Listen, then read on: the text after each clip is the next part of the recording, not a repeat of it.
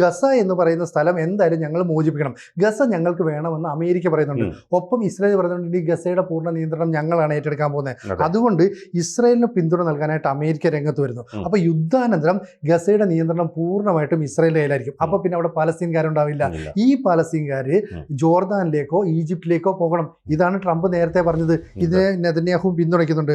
അപ്പോൾ ഹമാസിന്റെ നിരായുധീകരണവും അതുപോലെ പൂർണ്ണ പരാജയവും ഉറപ്പുവരുത്തുന്നത് വരെ ഞങ്ങൾ ആക്രമണം തുടരും. ഇതാണ് ഇസ്രായേൽ പറയുന്നത്. അപ്പോൾ ബെഞ്ചമിൻ നെതന്യാഹു കഴിഞ്ഞ ദിവസം വൈറ്റ് ഹൗസിലെത്തുകയും ഡൊണാൾഡ് ട്രംപുമായി കൂടിക്കാഴ്ച നടത്തുകയും ചെയ്തു. അവിടെയും ഈ കാര്യങ്ങളൊക്കെ ചർച്ചാ വിഷയമായി മാറി.